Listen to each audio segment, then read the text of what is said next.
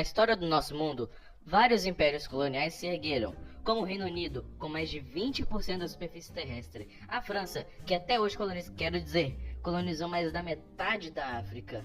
Outros países também já colonizaram no passado, como Portugal, Espanha, Holanda, entre muitos outros. Porém, assim como tudo na história, muitos países colonizadores caíram no mar do esquecimento. Então, para destacá-los, hoje irei falar sobre os impérios coloniais desconhecidos.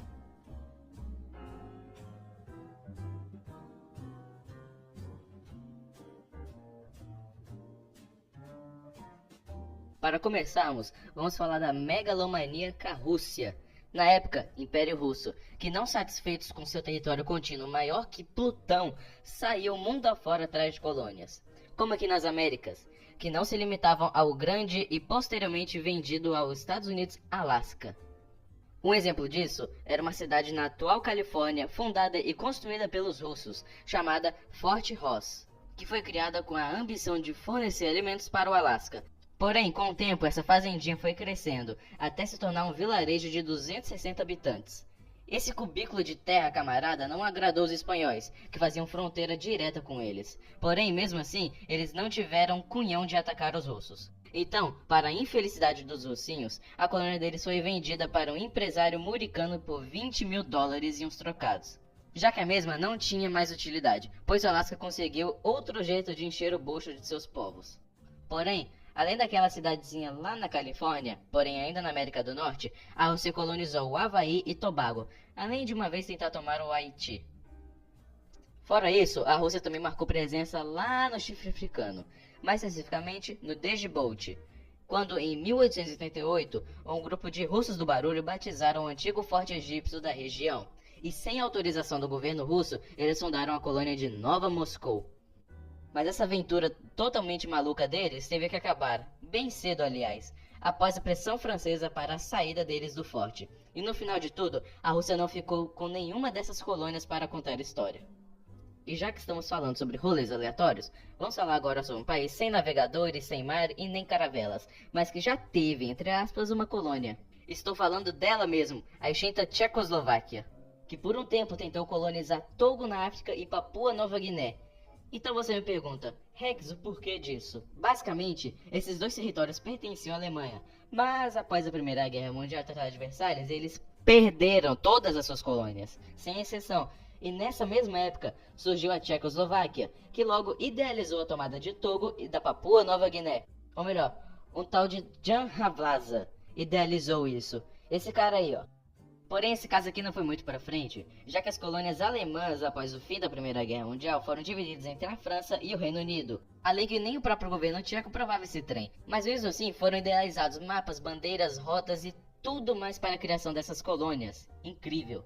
Agora, um pouco mais em cima, lá nos nórdicos, temos a ilustre Suécia, na época do Império Colonial Sueco, tendo territórios pela América e pela África. No caso das Américas, aqui nas Antilhas temos as ilhas de Guadalupe e São Bartolomeu, que foram postos comerciais do país por um tempo. Porém, o caso mais interessante no continente foi da Nova Suécia. Colônia essa que ficava na região dos Estados Unidos, antes mesmo da colonização inglesa da região. Entre os estados atuais dos Estados Unidos, de Delaware, Pensilvânia e Nova Jersey. Bem, ela foi estabelecida em 1638 e dissolvida em setembro de 1655, após um ataque holandês na colônia, que um tempo depois foi novamente tomada, dessa vez por ingleses. E mesmo durante só 17 anos, a Suécia teve uma enorme influência sobre as tribos da região, criando mais de 10 cidades/vilarejos ali, tendo sua capital a vila de Wilmington, onde ficava o principal forte sueco da região, o Forte Christina.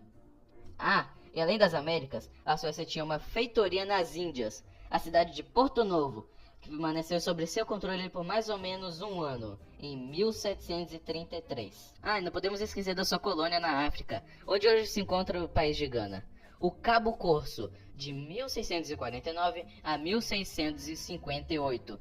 Porém, a colônia era minúscula e vulnerável, tendo somente uma fortificação, que se tornou sede da colônia, o Forte Carlosburgo. Porém, depois de tretas, a região foi entregue aos dinamarqueses por meio de acordos. Mas, como eles não se importavam direito com a feitoria, ela foi ocupada pelos holandeses e mais tarde pelos ingleses. E agora um país pouco comentado por aí no Brasil, mas que vale mencionar nesse vídeo, a Letônia. E não é essa Letônia atual, que saiu da União Soviética, mas sim quando ainda era parte do Império Russo, lá no século XVII. Mesmo fazendo parte de outro país, eles ainda tinham autonomia para fazerem navegações e fundarem suas próprias feitorias/colônias. Nesse caso, uma ilha no Caribe e Gâmbia na África. No Caribe, os letões conseguiram a ilha de Tobago, por meio de uma expedição lançada em 1654. Ela era um ponto muito estratégico lá na região, cobiçado pela Holanda e Espanha. Assim, eles armaram um forte e construíram uma vilazinha ao seu redor, assim chamando a ilha de Nova Curônia. A ilha, ao longo do tempo, se tornou uma grande feitoria letã, uma das maiores de todas as Américas, ganhando um reconhecimento no grande mundo mercátil. E lá pro fim do século XVII, a ilha era quase uma sociedade, tendo até propostas de dependência que vinham da metrópole. Porém, a ilha foi invadida em 1659 pelos holandeses, como sempre, né? E depois disso, a ilha passou de mão em mão até chegar nos britânicos de novo. Outra feitoria letã que merece destaque é a Gâmbia, ou Forte Jacob, como era chamada, construída em 1651 com o objetivo de estabelecer feitorias ali nas margens do rio da Gâmbia. O forte era muito fraco e só sobrevivia por meio de comércio com outras tribos ali da região. Por isso, um tempo depois, a feitoria foi desfeita, infelizmente. E agora, outro país europeu, ali nos nórdicos, a Dinamarca. E não, eu não estou falando de seus picolés coloniais, como a Groenlândia, Islândia, etc.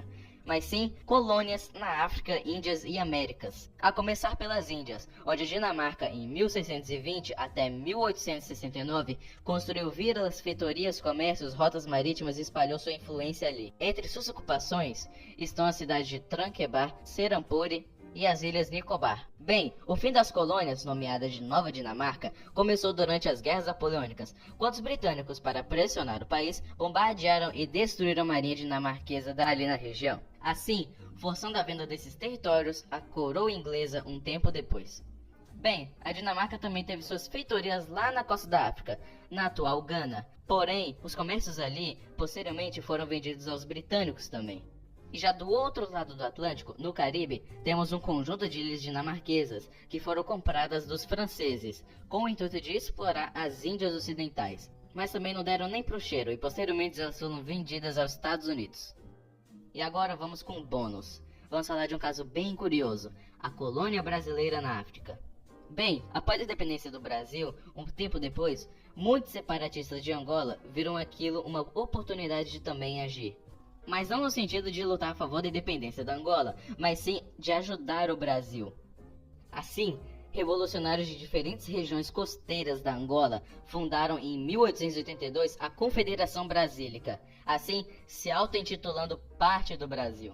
E também havia algumas ideias bem cabulosas de incorporar também na Confederação Moçambique, São Tomé e Príncipe, Cabo Verde e Guiné-Bissau. Comenta aí o que você acha que iria acontecer se isso fosse para frente. Porém, mesmo que alguns brasileiros viam a necessidade dessa e outras uniões, nenhum país, incluindo o Brasil, nunca nem reconheceu a confederação. Então, o inevitável aconteceu. Em 1823, Portugal bombardeia e destrói facilmente a confederação, não restando mais nada para contar a história. Então, pessoal, chegamos a mais um final de vídeo.